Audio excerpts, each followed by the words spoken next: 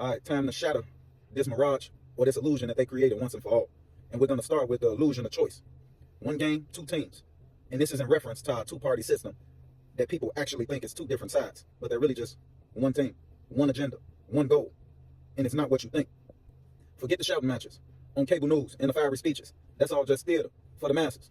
The real core of the two-party system is that the government and the Republicans are running the same high-stakes game on the public, no matter which color flag they wave. Here's the breakdown of how they pull the trick. Number one, the fixed rules of the game. And we all know the game. The system is built so that only two big players can ever win, Republican or Democrat. They don't fight to change the structure of power. They only fight over who gets to sit at the top of the existing structure.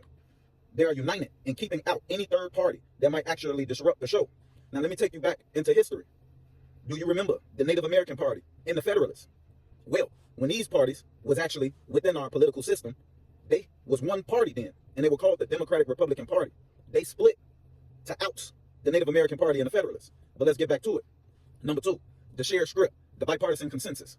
While they argue about things that divide voters, like cultural issues, they slightly agree on the stuff that protects the ruling class. Massive spending. They both keep the military budget high and keep funneling money towards international conflicts and alliances.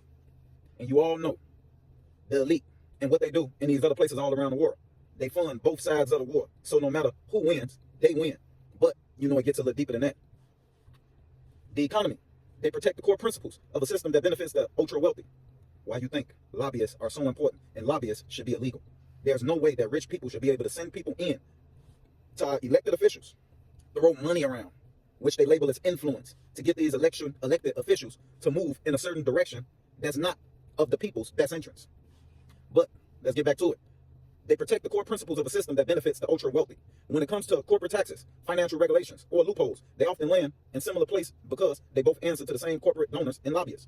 The fight is just about who gets the credit for the minor tweaks. And we all know these people are puppets. Like, they don't run nothing, they don't control nothing. You know, these elite families behind the scenes run everything. So if you thinking Trump is going to change anything, he should have showed you he was bullshit when he didn't arrest Hillary Clinton, knowing that she did illegal shit and did shit against the Constitution. So if you could turn an eye to wrongdoing, just imagine how many other eyes he closed to wrongdoing. And then whatever happened to him cleaning out the swamp, the deep state. He don't mention them motherfuckers no more, do he? See, keep your eyes open, people. All right, number three, the puppet masters, which we kind of went into it, following the money. The loudest voices in both parties are ultimately controlled by the same big money interests. It doesn't matter if a donation goes to a Democrat or a Republican. The goal is always to buy influence. This shared dependency ensures that on core issues of wealth and power, the final policy outcomes will be practically identical. Fixed fight, people. A win for the donors, a distraction for the public. Bottom line, the Democratic donkey and the Republican elephant are really just two heads of the same beast that feeds on the established power structure. The split is a marketing tactic.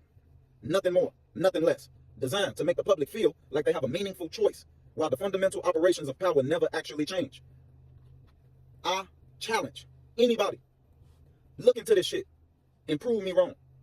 But it's time we start pushing our kids into politics. We need homegrown, colored people that represents the best interests of our people, especially when it comes down to making decisions that affect millions of people.